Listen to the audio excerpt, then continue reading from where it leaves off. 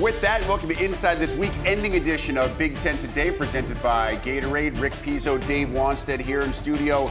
It's that time of the year, Wani, where coaches start to get nervous, not just because we're inching closer to the meat of conference play, but you're going a little bit deeper into the depth chart. You're dealing with injuries. Yep. You're coming off bye weeks, trying to figure out how that affects this weekend's coming games. Absolutely. It's that time, too, where the teams that are kind of winning games and are contenders, can you keep stacking those wins one after another? This is that's the challenge right now for those coaches.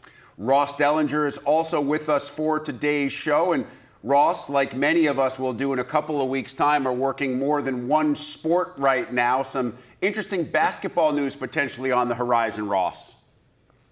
Yeah, absolutely. A little NCAA tournament expansion. Officials are getting closer and closer, inching toward actually expanding the NCAA men's and women's basketball tournament from 68 to 76 teams. We'll get more information from that, more details coming up in just a little bit. But we begin with the big story. It is the Week 6 scoreboard inside the Big Ten. The cannon up for grabs, noon Eastern kick between Illinois and Purdue right here on the Big Ten Network. We also bring you a sneaky good game from the shell. Washington, unbeaten Maryland. Northwestern goes non-conference. Don't forget about Michigan at home against Wisconsin. That's Fox's big noon game. At night, it's Minnesota and Ohio State. Another week which after it is done, I think we get a little bit more of a clear picture as to what exactly the Big Ten will look like. And I think, Ross, one of the best stories has been Maryland. I know the level of competition in the non-con wasn't remarkably tough, but give this team credit. With a young quarterback, they go on the road to beat Wisconsin. Then they get a week off, a week to reset, and Washington coming into town this weekend to face Malik Washington and the Terps. Yeah, it's been a great story. Malik Washington, right, rookie freshman, is his first time ever playing college ball, and he's really performed well. But I feel like we're still trying to learn, right, whether this Maryland team is sort of for real or not, or is it the same Maryland team that we've seen in the past. We've seen a lot of great starts by Maryland in the past, right? I think the Terps are 20-2 in the first month of the season in the last 4 years. They are 9-21 in October and November. So is this sort of the normal Maryland that we've seen, or is this a different sort of team that can do it down the stretch? And it's October, right? So this is sort of a big test, and this is one that they've failed often, and they'll have to slow down. Like, number one coach is probably Washington's rushing attack, right? Jonah Coleman, I think, is averaging 6.5 yards a carry. He scored 9 touchdowns in 4 games, and their defense played really well, Washington did last week against Ohio State. But Malik Washington is sort of the guy to watch. He's been maybe the breakout rookie star, right now in the Big Ten, thrown for 250 yards in each game, I believe. 8 touchdowns, 1 interception. He's got a big arm. He's got commanding presence in the pocket. He's a pocket guy. So if you can get some pressure on that pocket coach, you might be able to rat him a little bit, but we haven't seen that from him very much. No, he's big plays. That's the first thing. What a great young man, number one. Just listen to his interviews, but 2, just God, the big plays that he's come up with have really been amazing for a freshman. So it'll be interesting to see, as you said, what Washington does as far as schematically. The one thing that Maryland has to do, and I know Coach Locksley has talked about it, they need to get that run game going and catch up with the passing game a little bit, because you're going to get those leads, and now you're going to be down here at the wire, and you got to make some first downs running the ball to finish the game. But I'm impressed with their defense as much as anything. I'll tell you what, they bring in a new defensive coordinator, and, the schemes that they're using right now, it's multiple schemes. It's a little bit of the NFL stuff. Ted Monachino, he comes from the NFL. He was a coordinator in college, coordinator in the NFL. And I'll tell you what, they are coming up with as many negative plays, tackles for losses, sacks. I mean, they only have 4 returning starters on that defense, guys, and And I'll tell you what, he's got freshmen playing at a high level, just like he does the seniors. So he's done a great job of pulling it together. And as the offense progresses, I think it's up to the defense to kind of carry them early. Let me ask you a coaching-related question here, Dave, because this is a kind of a hard stat to wrap your head around. Maryland is 0-9 coming off a bye week since Mike Locksley arrived in College Park. I know that's something of an anomaly. A lot of it has to do with who you play after that bye week and where you play them. Locks himself wasn't even aware of that number until somebody brought it up earlier this week. When that does become common knowledge, do you change anything that you would typically do, or do you just try to ignore that and say those stats don't really matter? No, you change. And you're probably the one that brought it up to his attention. Nice I did job. not bring it. No, it was Nice somebody in his weekly press. Don't go blaming me for things I didn't do. Well, I that's get a enough good blame thing. for things I do. He should be thanking you, okay? Because if he wasn't aware, obviously Coach Locks is aware now. So he's going to look back. What have we done the last couple of years? You know, how much have we practiced live? How much have we spent on the run game compared to the pass game? Whatever it might be. And he'll tweak it a little bit to, number one, improve their team where they sit now, but also try to make some psychological adjustments from what's happened in the past. Jed Fish, a great play caller, has, of course, Damon Williams and Jonah Coleman to go to. That's the great chess match to me in this one. That Washington offense on the road, where the Huskies have struggled in league games, just one conference road win under Jed Fish. They've lost 5 straight conference road games. Maryland has been very good at home, affectionately known as the Shell, according to Mike Locksley, who will join us coming up a little bit later in the show.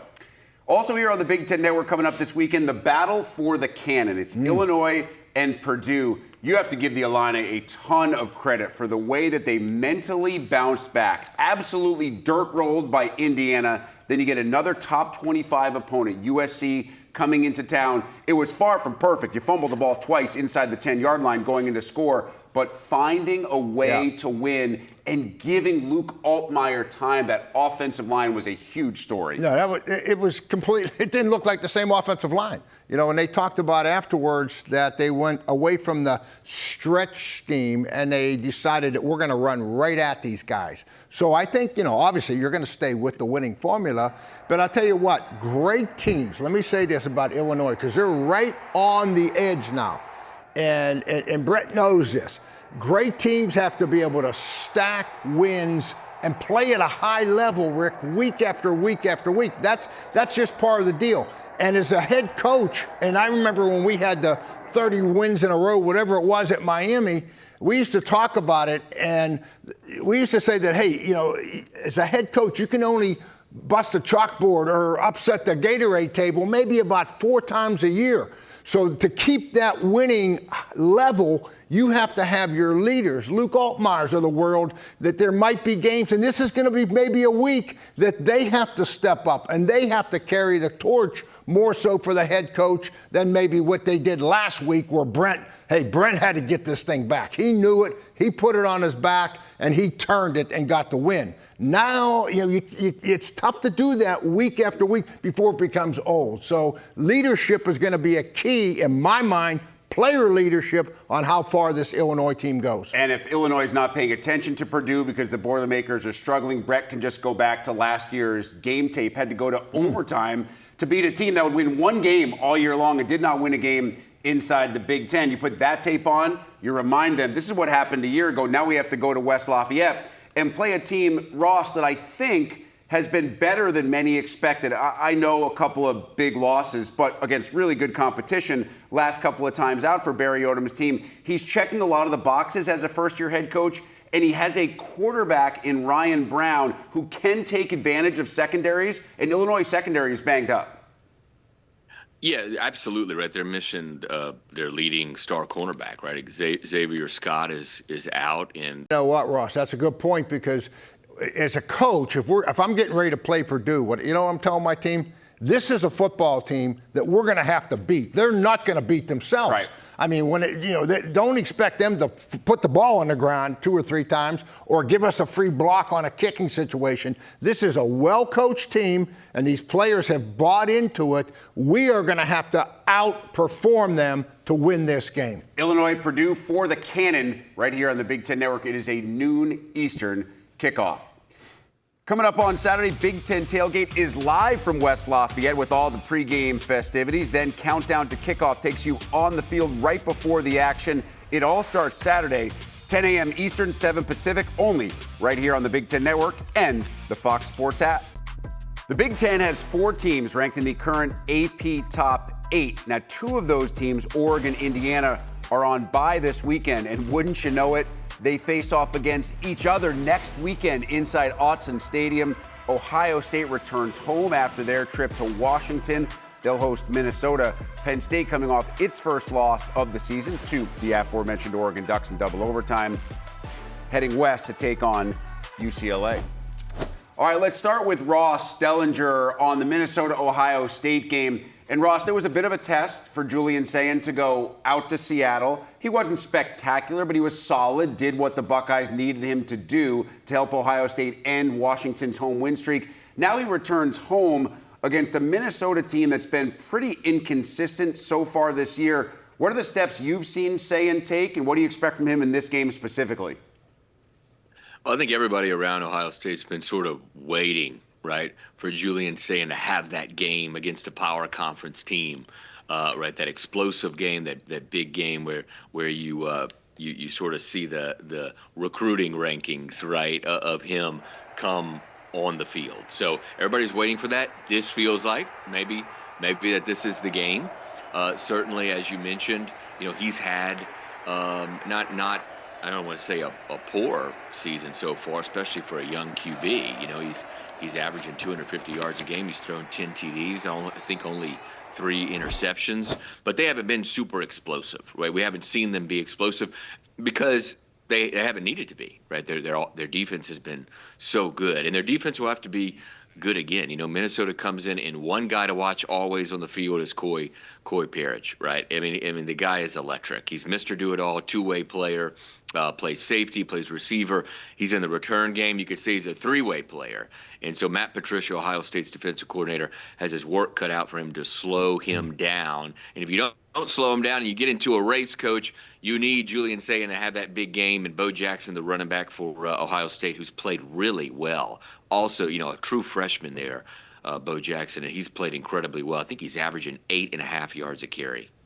Yeah, what's interesting about this is exactly what Ross is saying about everybody's waiting on Julian to have the big day. He may not have to have a big day. Trust me on this. Ryan Day is playing this card perfectly, in my opinion. I mean, they're working on, if they got to come out this week and throw it 50 times, they'll throw it 50 times. They've got the plays and the players to do that, in my opinion. But if I'm Ryan Day, you know what? I'm going to come out and just see how our defense is going again. If our defense is, we got the best defense in the country, in my opinion. And if they keep dominating like they're dominating, let's use a quarterback-friendly offense as much as we can with Julian. And he's, completing almost 80% of his, 75 or 78% of his passes. But not really going downfield much. No, but you know what? That's the one thing. The one thing that I would look at on offense is how can we get Jeremiah Smith the ball more? That's got to be your focus every week. And I'm not big into putting a receiver in the backfield and pitching him the ball. I mean, I've seen that go both ways. But any way that you can move him around and get the football in his hands, which is high percentage throws, I think is going to give your offense a chance to make explosive plays. So I would focus on that and let Matt Patricia and that defense do their deal. Yeah, and certainly easier to dial up those explosive plays when you're at home. You don't have a hostile crowd like Ohio State faced last week at Washington. Interesting, though, with Minnesota. Just gave up a ton of points to Rutgers, and you kind of wonder if this is the game that you find Jeremiah Smith, you find Carnell Tate, you air it out a little bit because that defense is always going to keep Ohio State in games or ahead. Arvell Reese, one of the breakout defensive players in the nation so far this year. Caleb Downs, Sonny Styles, all those guys, they are absolutely loaded. Of course, Penn State also has a terrific defense. Yeah. The trouble last week against Oregon was not defensively. Really quiet first 3 quarters. Finally woke up a little bit in the fourth quarter. And Dave, I know Drew Aller has won a ton of games. I'm not trying to pile on the young man. He has done some great things for Penn State. But he continues to find himself in this situation where in the biggest of moments, he didn't make the best of decisions. And I wonder how now he responds as they go on the road to take on a UCLA team that's in a very bad way. Yeah, he's going to have to respond as the whole team is. And let me say this. I'm not sure, because we see Drew make the throws, make the plays. We know he knows the offense. We know he's a great leader. And this offensive line was touted before the season as a Joe Moore award-winning candidate for the line. But yet in the game, Oregon only blitzed them 16 times. But to me, I'm watching the game and I'm saying he looks like he's under pressure, half the time. So is it getting the ball out quicker? Is it the line's not? There's something that I thought they would have been a little bit more efficient, which they can improve on, because they do have the players to do that. But I'll tell you what, we mentioned Jim Knowles. Where was he at last year? It was Ohio State. Won the national championship. Thank you. And they lost 2 games during the season, right? Michigan and Oregon, and win the national championship. So they have a guy on their staff wearing a ring right now that he can stand up and say, guys, we can still accomplish everything we want to. And that, at the end of the day, that's a fact. That's not perception or any of that stuff. That happened. That's a fact. So I think that's a big plus for Penn State, having his defensive expertise, but also a guy that went through it. And Ross, another thing that is a fact and a positive for Penn State, of course, they don't want to have this conversation, but you are what you are, and right now they're a team with 1 loss, is this is the perfect road trip for them to make after that loss to Oregon. Yeah, the get right game, right, as many people might call it. Well, you mentioned it earlier. I don't know who's left in Westwood, right? To go to the game, to coach the game. We see the head coach obviously fired.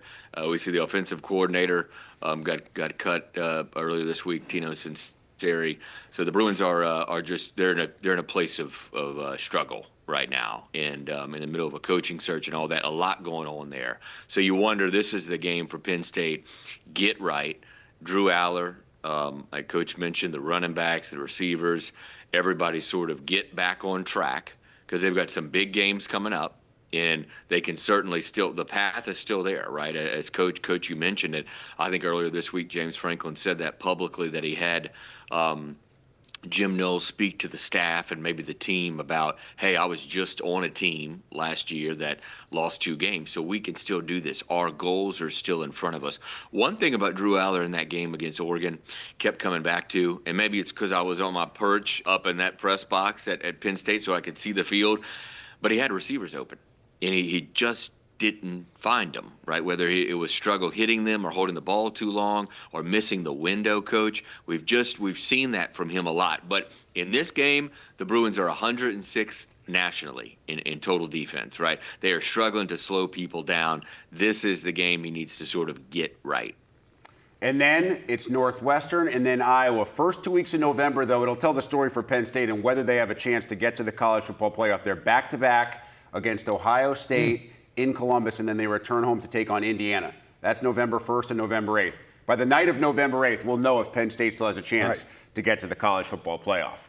It is over. We are back on Big Ten today with your Big Stat presented by Gatorade. Did you know only 3 teams in the country have not trailed this season, not for 1 second? Miami, Texas Tech, and the Maryland Terrapins off to their 3rd 4-0 start. Under Mike Locksley, they've been terrific defensively, +7 turnover margin, tied for the FBS lead with 4 sacks per game. Speaking of Mike Locksley, he joins us for today's big interview. Lox, we appreciate the time. How's life, my friend? Great, Coach. What's going on, man? Life is good here in Turfsville, guys. So far, so good. Obviously getting ready for a big matchup this weekend with Washington coming to visit you inside the shell. When you look back at the first 4 weeks, what's the best thing your team has done so far this season? You know what, Rick? I think it goes back to something I said at my presser, is that with a young team like we have here, everything that we've emphasized with them, they've typically been able to get fixed or achieved the next go-around. And so I've seen them correct mistakes. I've seen this team do a really good job of when we come up with things that we need to improve to continue to move forward. and we emphasize it. I've seen it work. So they're listening, I guess, is the best way to put it. You know, hey, Coach, appreciate you being on, like Rick said. And, you know, you mentioned young players playing for you at a high level. When I look at your defense, you bring in a new defensive coordinator, Ted Monachino, who has college experience as a coordinator, NFL experience as a coordinator, but yet you got a mix. Yes, you got the Wingates of the world, some upperclassmen that are playing lights out, but you got freshmen that are performing outstanding, freshmen and sophomores. This tells me, one, that you got players that are all in, and you got coaches that are really doing, it seems to be a good job of reaching these players and getting them to grasp the concepts. What's the best thing your defense has done? Because you've turned it around. Negative plays, sacks, everything. Run defense. I mean, you're playing outstanding now. Yeah, I think the biggest thing has been our ability to close the middle of the field up and get to the quarterback with 4- and 5-man pressure, Coach. In the past, we've had to add rushers to create havoc plays on defense. And when you do that, it typically exposes you on the back end. And if you look at some of the back end players we've put into the NFL over the last couple of years, a lot of them have come out of our secondary. And so we're young, and there's no better complement to a young secondary or an inexperienced secondary than a great pass rush. And we've been able to upgrade and elevate our pass rushers with guys like Zaire Mathis and Sidney Stewart, 2 young players that have come on the scene and really had an impact like guys like Yannick Ngakoue and Sean Merriman did during some of my other tenures here at Maryland. Locks, I'm guessing this is maybe the first interview you've done all year that has lasted 2.5 minutes, and we haven't heard the name Malik Washington yet. So I'll be the guy to bring him up because he's been terrific. And Coach Wanstead mentioned the new coordinator defensively. You also have a new coordinator, but a veteran offensively with Pep in place. What has he meant to kind of Malik's development, and what has Malik shown you already? Yeah, you know, both Ted and Pep, both with their NFL experience, when they stand in front of a room, again, when I say that this team is listening, you're talking about coaches that have been at the highest level. Pep has led offenses to the AFC Championship. He's had league MVPs, Rookie of the Years. Ted has been in front of the defensive room there in Indy. And the thing they've done the best job of, both of them, is getting a bunch of young players to be able to play now. And we've been intentional about it. We've been a no-huddle system over the years. We huddle now because now to get young players to play, we kind of tell everybody what to do in the call, and that makes it longer. And both those guys have brought a tremendous amount of expertise of game planning, in-game adjustments, and it's been great. And the third one has been Andre Powell's special teams, which really has been a godsend for us with making an impact on our games. Coach, the special teams, no question. 2 block kicks last week, outstanding. We're talking the offense, and nobody knows. I mean, Malik is making big plays, as many big plays as anybody in the conference, as far as long passes. Mm-hmm. But you know better than anybody that you throw to score points, but you have to run it to close out and win games. You brought in Hal Hunter, new offensive line coach, who's got college and NFL experience. You know, where are you at with the running game? Is it the schemes? Is it the personnel? Where are you at with that? How are you going to get that on track to equal offense, defense in your passing game? Yeah, and as you know, that's usually the last area to go because that O-line has to be totally in sync. It's not just scheme. It's fundamentals. It's pad level. We're again playing some younger players where Michael Hershey playing really at a high level as a true sophomore, anchoring us there. But, you know, Hal has been kind of a secret sauce for us and combining him with Coach Robo, our interior O-line coach. And those guys together have really gotten our first 5, and we've developed three other guys within that system that gives us 8 guys right now that we think can play winning football. And if you look at the second half of the Wisconsin game, I thought you started to see the run game start to do what you talked about, close out and finish with DeJuan Williams having 4-yard, 6-yard, 7-yard runs. Really helped us close out the Wisconsin game, and I'd like to see us continue to be able to do that. All right, Coach, I want to talk about some fun stuff that I enjoy talking about now, okay? My dear friend, and I know he is with you. I've known him, I think, longer than you have, okay? I go back to the 70s. Yes, you have. And yes, Coach Willie Stewart. And how's he doing, first of all? And the second part of the question, I'm looking, when Coach Stu was at Anacostia and Eastern before that, I'm dating myself there. Eastern before that, okay. It was championships, and championships other than H.D. Woodson. That was the battle. Yes. You know the Coach day. Hedden over at H.D. Yeah. Now I'm looking at it, and it looks like Ballou and Coolidge, I think, are the two top teams in the city. How's Coach Stu and what's going on down there? Yeah, I tell you, it's great. Coach Stu will actually be at our game this weekend. You know, I leave 2 tickets. You know how some people left 2 tickets for Johnny Cash? I leave 2 tickets for every home game for Willie Stewart, the godfather of high school and football in the city. And yeah, Ballou High School, my alma mater. I think they're sitting up at the top on the eastern side of it, and from what I hear, Coolidge is on the other side. But football in the area is really because of the foundation, the guys like Coach Fields and Willie Stewart, who I know sent a ton of players to you, and Jimmy Johnson over there at Okie State back in the day. But Coach Stu's doing well. He's still getting over here to see games, a few games a year. And I always get excited when I get a chance to get a call from Coach Stu. You know, a funny story. When we were at Oklahoma State, you mentioned that, and we recruited a couple of the Chesley brothers. You know, I played with Al. Chesley boys. The Chesley boys, you know. And I played with Al at Pitt. And so we went to the first Independence Bowl at Oklahoma State. We won 7 games. Coach, we were so excited. So we had Stu come down for the game. And he was thinking after this game that we were going to have a nice dinner and stuff. We went back into Jimmy Johnson's suite, and Jimmy got a graduate assistant to order McDonald's hamburgers. Coach, we had no money. We had McDonald's hamburgers and fries. And Coach Stu come up to me, and he said something like, I could have got this in D.C. You know, I said, Coach, that's where we're at right now. But, we laughed, but we had a great time. Man, it's always great stories to go see the legendary Willie Stewart in his classroom and what he's meant to DC and high school football in this area. We gotta get it back to that level again, and I know that the city's trying to do some things there to make sure these kids can play safe games, man. So looking forward to seeing Coach Stu this weekend. All right, Locke, let's finish this way. We do this each and every week. It's called 3 and Out. I have 3 questions for you, downs 1 through 3, and then we get you out of here on the final one. Talking about D.C., and I know how much the DMV means to you. So these are all going to be at the beginning, kind of DMV related. So first down, for those who aren't aware, who aren't soft-shell crab fans, explain to the folks what exactly is Old Bay seasoning?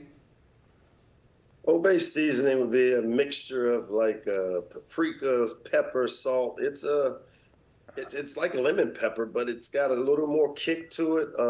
It's indigenous to crabs. If you're going to eat crabs or shrimp in the state of Maryland, I know that the Old Bay was headquartered, I think, up in Baltimore City, and we kind of started the flavoring of seafood. It's a seafood flavor. All right, second down, we're going to hit the Wayback Machine. I mean, not too far back. Early 90s, Towson State Tigers, Mike Locksley, a young version, roving the secondary, the team's defensive player of the year your senior season with 43 tackles and 2 picks. What was your playing style back then? I was like a Merton Hanks mixture. I played the deep middle third like Coach Longstaff would know. I had great range. A little bit announced I came in as a corner and ended up playing more safety the last 2 years. And I got a little basketball in me too, so don't let the belly fool you, as I like to say. I got a little athleticism in here. Hey, we see the throwback picture looking pretty good there. Took on and beat your alma mater, obviously, already earlier this season. Okay, third down, hardest question of the entire interview. If I were to force you to pick out 4 names and faces to go on the Mount Rushmore of DMV sports, who's up there? All right, so I'm going to have to make sure you understand. I have to include Baltimore in this because Baltimore doesn't think DMV, and we're the flagship state university. So I start with Cal Ripken, all right, John Thompson, Sugar Ray Leonard, and Doug Williams. Man, that is a strong 4. I mean, think about the guys that could also be on that list. Babe Ruth's a Baltimore guy, Wes right? Unseld, Phil Chenier, Babe Ruth, who I never got to see him play. So yeah, I mean, Morgan Wooden, legendary basketball coach. John Thompson. Yeah, Mike Vick. I mean, you got so many guys. Okay, now we're going to get you out of here, Locks, and at the end, I'm going to go all the way to the beginning. I'm not sure if you're aware of this, but the first time that you and I met, it was 2008 at the Rose Bowl when you were then the OC for Illinois. You were taking on USC, and that defense was so good, Locks, that Clay Matthews, future Pro Bowler, couldn't get on the field. They had Lawrence Jackson, Ray Maualuga, Brian Cushing, Taylor Mays in the secondary. How close was that defense to being impossible to scheme against? I would say that was the closest I've seen to what I know Coach Wanstead and those guys had at that Miami, that U defense that had all those guys drafted, having the game plan in the Rose Bowl with the Illinois team. They had some pretty good players, the late Vontae Davis, Aurelius Ben, Rashard Mendenhall, Juice Williams. We had some guys too, but that was one all-American, all-star defense that SC had that year. You mentioned those Miami guys. Jimmy Johnson's team recruiting. Let's recruit those players that we don't have to coach. Amen. You know, we got to pay them a little bit too, Coach. Not us. Slightly different today. No, you didn't pay them back then, at least not publicly, that nobody knew anything about it. That's a conversation for a different time, not on national television. Hey, Locks, we truly appreciate the time. It is always so much fun to catch up. Really look forward to this weekend's game against Washington inside the shell here on the Big Ten Network. Can't wait to see it. Thanks, Mike. Appreciate you guys. Don't miss our wall-to-wall coverage of Big Ten basketball media days. We'll have the women's side covered on October 8th, followed by men's hoops in focus on the 9th. It's Big Ten basketball media days only on the Big Ten Network and the Fox Sports app. Speaking of hoops, some news in the offing. According to our Ross Dellinger, executives inching closer to an agreement to expand the tournament to 76 teams with a 12-game opening round played at two different sites. This would start in 2026-27. Ross asking, I guess, himself this question: if it gets finalized, how will it work? So instead of allowing Ross to ask himself that question, I will ask Ross that question. Ross, will it get finalized in your opinion? And if so, how will it work? Yeah, great questions. Thank you. I think that it will get finalized. It seems like they are getting very close. Guessing at the latest when the next 6 to 8 probably weeks, I think that things should be finalized. But you never know how these negotiations go, right? They could go slow, they could slow down. So what will happen, and this gets a little complicated, I'll try to keep it as simple as possible. What will happen is you'll have eight at-large teams added to the bracket, so you go from 68 to 76 teams. And those 8 games will be added to the current 8 teams that play in the first 4, right? And then 8 more teams will be taken out of the original bracket. And so you'll have 24 teams play in what is now the first 4, but it'll be the first 12. They won't call it that. I think they'll call it the opening round is kind of what they're likely to call it. So you'll have 12 games on Tuesday and Wednesday of tournament week. Half of those teams will be kind of the lower Division I schools that get the AQs, and you'll have them play each other, right? 16 versus 16, 15 versus 15, 14, 14, 13, 13, that sort of thing. And then the other 6 games in 12 teams will be at large. Right? It will be the 8 at large added to the bracket along with some others that are pulled out of the original bracket. So it gets a little complicated, but you've got to, all those teams that play in that the play-in round, or that opening round as they're going to call it, advance on to play in the full sort of 64-team tournament that starts on Thursday. So that part will not change. All right, Ross, I'm going to be that old guy yelling at the clouds and telling kids to get off my lawn. I love the tournament the way that it is. I loved it when it was 64 more than I like it at 68. I know a lot of coaches support this because it gives them a better chance to get their teams in, more job security if you get to the NCAA tournament. Overall, whether it happens or not, what do you think the public opinion of this will ultimately be? I think a lot of people would agree with you, right? And I think anytime I write about the expansion of the NCAA tournament, which I want to go back, I think I was one of the first ones to write about the actual model. It was a year and a half ago. I was at a commissioner meeting when they actually showed it to commissioners on kind of a board and then sort of got info from that meeting. That was a year and a half ago.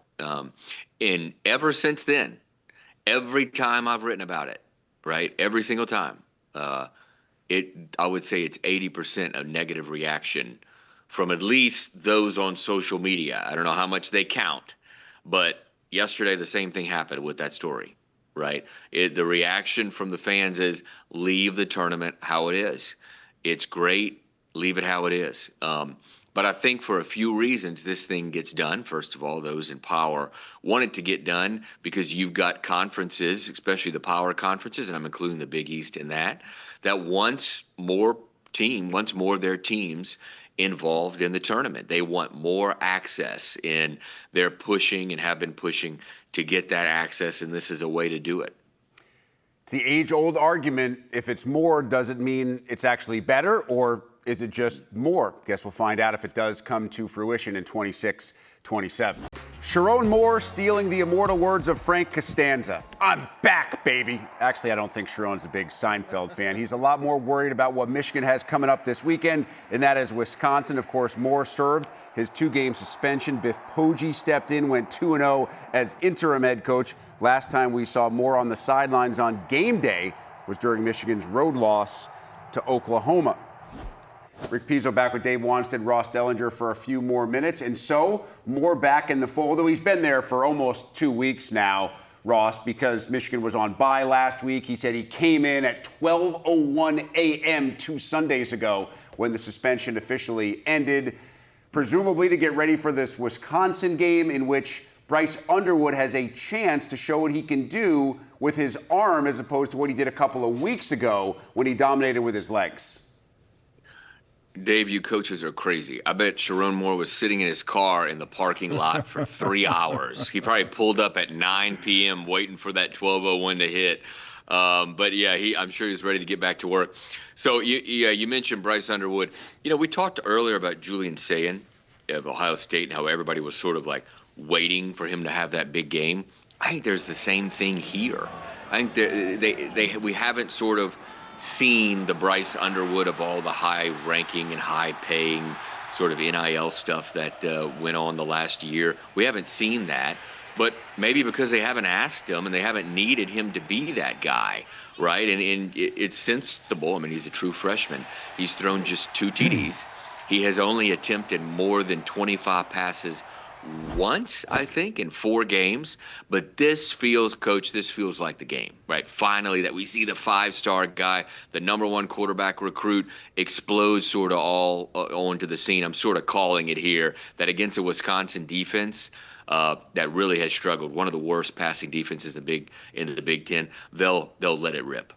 Yeah, you know, that's probably the one thing that's missing. I think we all agree that Michigan has an identity. Their identity is running the football. They got the #1, Justice Haynes, leading the Big Ten in rushing. So they got the running back, and they got a quarterback that has put on display that he will run the ball, make big plays. So it's a perfect setup for the passing game to happen. And it doesn't have to be the drop back. I mean, yes, it's play action, but it can be movement passes. And everybody says on movement passes, I heard it for 30 years. Oh, God, when your quarterback's moving, he only has half the field to work with. So what? So there's 2 seats. Throw it to one of those guys. I mean, or run.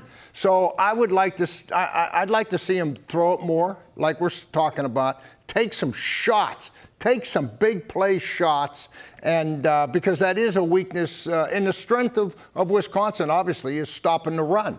And Luke Fickell's got those guys playing as good as anybody with run defense right now. But, scoring points is going to be a problem. So I think Michigan's got to come out and try to strike quick with some passing game. Yeah, Wisconsin has one of the best run defenses, not just in the Big Ten, but in the country. Yep. And we saw Underwood a couple of weeks ago go for well over 100 yards against Nebraska. So that's going to be a focus of Wisconsin defensively, and that means it could open some holes in the pass game. And one last point real quick. You know, there's 3 phases to the game: offense, defense, and special teams. We all know that. Well, Wisconsin, for them to win this game, you got to win 2 of the 3 phases. You say, I love our defense. Well, you get 2 kicks blocked last week against Maryland, right? A punt and a field goal. That, you got to win the special teams and the defense and then go from there. And have to get good quarterback play. Billy Edwards out once again. Michigan State, Nebraska, pair of teams coming off byes, pair of teams that I think look at the schedule as a whole and look at this game and think a win or a loss could be the difference between getting them to where they want to be and leaving them just short of that. Nebraska's defense has shown signs this year, Dave, but they've also shown signs of weakness, the aforementioned run performance by Bryce Underwood being one of them. Yeah, the physicality that Michigan had against Nebraska, okay, that had to shatter Matt Rhule. I mean, it truly does. Nothing as a head coach shatters your confidence more than a team being able to line up and have runs of what they have, 37, 57, 75-yard runs. I mean, that really is very difficult to swallow. So I'm sure that was their focus this week. You know, Matt Rhule, we've got to continue running the ball better to help takes a little bit of pressure off our quarterback. And we have to play better run defense if we're going to have a chance to win this football game. And, you know, Michigan State, you know, I really like what they're doing. The first thought that comes to my mind, protect the ball. You know, protect the ball. You know, Aiden Childs, just protect the ball. You're making plays with your feet. It's running back kind of by committee there. They're a solid football team. They're doing good. As long as you don't turn the football over, you're going to have a chance to play with anybody in this league. And, Ross, this is a battle of two quarterbacks in Dylan Raiola and Aiden Childs, who both have remarkably high ceilings. Raiola's been a very good decision maker this year, and Aiden Childs appears to be better in that regard than he was a year ago. Yeah, this is a fun QB matchup, right? Two dynamic QBs. Both have big arms, can make plays out of the pocket. Raiola could have a field day, right? Michigan State ranks, I think, 117th nationally in pass defense. They're allowing almost 270 yards a game. Their opponents have thrown for 9 TDs in 4 games. But meanwhile, as I think Coach mentioned this, Nebraska's pass defense has been one of the best in the country. Their rush defense has really struggled, and we saw it, as Coach mentioned, against Michigan. Michigan ripped off some huge runs. So in this sort of matchup, to me, feels like Raiola against Michigan State's poor pass defense, and Michigan State Mucky Frazier, right, at running back against the Huskers' run defense, right, that has really struggled. So keep an eye on that matchup. Yeah, you know, Jonathan Smith, Michigan State, he's looking for the signature win where Matt Rhule, everyone's judging him by 10 wins. This is our 3rd year. So this is, I hate the word must, but this is a big game for Nebraska to come on. Well, everybody's been talking about that history. His history at Temple and Baylor, that year 3 is the year. This is, of course, year 3 for Matt Rhule in Lincoln. And Ross, Northwestern is going out of conference. They're at home this weekend against Louisiana Monroe. If you just look at this on paper and you say, well, this is Louisiana Monroe. This is a non-conference game. This is a game that Northwestern should win easily and take some momentum into the meat of October. You're not exactly sure that you see it that way. Yeah, I mean, look, the Warhawks are the Warhawks, right? They're the lowest resourced FBS school in the country, and they've been that way for years. But that doesn't mean they can't pull off a surprise. They got a great coach in Bryant Vincent. He's done a good job there. And keep an eye on running back Braylon McReynolds for the Warhawks. They pound the run. He's got 31 attempts the last 2 games out. He's got runs this year of 40, 74 yards. He can really rip it off. So keep an eye on him. Preston Stone, Northwestern, they're going to have a good game passing the ball. But that defense, that Northwestern defense, can they stop Reynolds in the rushing attack? I can tell Coach is already nervous. This is a game that coaches hate because you have nothing to gain. Can't win if you win. To lose. You can't win if you win. Can't win if you win. Famous words of Dave Wanstead. We already heard the words of Ross Dellinger. I'm Rick Pizzo. Thrilled that you're with us today for this edition of Big Ten Today.